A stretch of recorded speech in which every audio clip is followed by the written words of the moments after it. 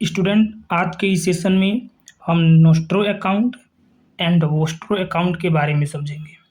क्या होता है ये नोस्ट्रो अकाउंट और वोस्ट्रो अकाउंट, और इसी के साथ हम ये भी देखेंगे कि चल संपत्ति किसे कहते हैं, अचल संपत्ति किसे कहते हैं, और इसके कुछ एग्जाम्पल्स देखेंगे इधर हम, ताकि हमारे कंसेप्ट क्लियर हो जाए। तो चलिए शुरू करते हैं पहले नोस्ट्रो और वोस्ट्रो अकाउंट से। स्टूडेंट, नोस्ट्रो अकाउंट को हिंदी में कहते हैं हमारा खाता। इसको हिंदी में कहते हैं हमारा खाता, ठीक है। और वोस्ट्रो अकाउंट को हिंदी में कहते हैं तुम्हारा खाता, तुम्हारा खाता। अब ये काम कैसे करता है, ये क्या होता है, इसको समझना है। तो आइए स्टूडेंट चलते हैं, समझते हैं। देखिए होता क्या है। मान लीजिए स्टूडेंट, ये इंडिया है, ठीक है, और ये यूएसए है, अमेरिका, ठीक है। इंडिया के कुछ लोग यूएसए मान लीजिए पढ़ने के लिए गए, तो वो जो पैसा लेकर जाएंगे वो तो इंडियन रुपए लेकर जाएंगे, ठीक है। तो इंडियन रुपए यहाँ यूएसए में तो चलेगा नहीं, यूएसए में चलेगा डॉलर, तो इसके लिए क्या होता है, अब वहाँ पे जो लोग रहते हैं उनके लिए तो डॉलर चाहिए, तो वो जाएंगे डॉलर लेने, तो यूएसए वाला कहाँ देगा उनको, कहेगा हम रुपया क्या करेंगे, वो कोई ज़रूरत ही नहीं है रुपया लेकर क्या करेंगे। तो वो क्या करेगा, तो इंडिया वाले क्या करते हैं कि इंडिया का कोई बैंक यूएसए के किसी केंद्रीय बैंक में, ये केंद्रीय बैंक की बात होती है स्टूडेंट, केवल अपना एक खाता खुलवाता है, और उसमें डॉलर केवल, मान लीजिए कोई खाता खुलवा दिया और उसमें केवल डॉलर को रखवा देता है, ठीक है। इसलिए रखवाता है कि जो मेरे नागरिक वहाँ पे गए हैं, वो नागरिक जब पैसा निकालेंगे तो इस अकाउंट से निकलेगा, ठीक है।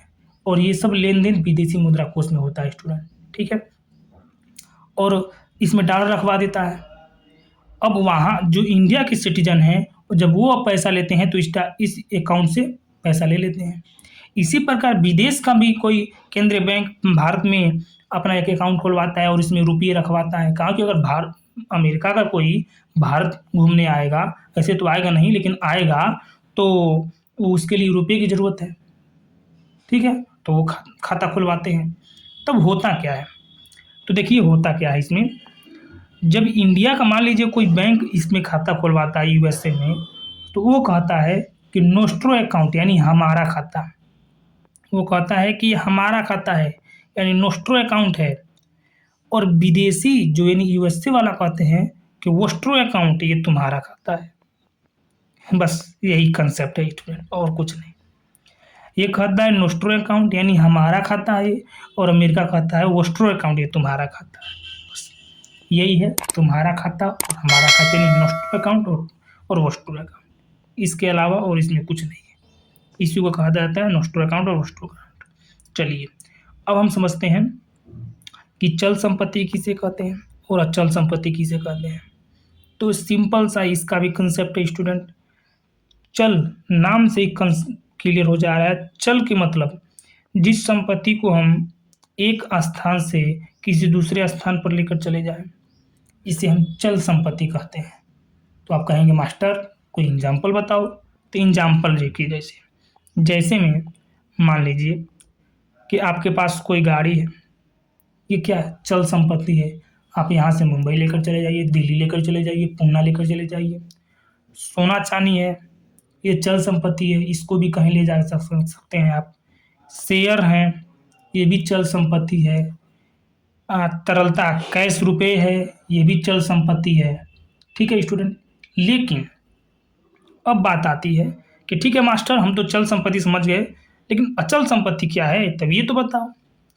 अचल संपत्ति स्टूडेंट हम उसे कहते हैं जो एक स्थान से दूसरे स्थान नहीं ले जाया जा सकता। जैसे में घर आप नहीं ले जा सकते, ये अचल संपत्ति है, ठीक है। जैसे में जमीन आप एक स्थान से दूसरे स्थान नहीं ले जा सकते, ये अचल संपत्ति है। यानी सिंपल सा अगर एक लाइन में कहा जाए स्टूडेंट, तो चल संपत्ति उसे कहते हैं जिसको एक स्थान से किसी दूसरे स्थान पर ले जाया जा सके, और अचल संपत्ति हम उसे कहते हैं जिसको एक स्थान से दूसरे स्थान तक नहीं ले जाया जा सकते। तो उम्मीद है स्टूडेंट कि आपने अचल संपत्ति और चल संपत्ति समझा होगा, नोस्ट्रो अकाउंट और वोस्टर अकाउंट समझा होगा। मिलते हैं फिर किसी वीडियो में। धन्यवाद।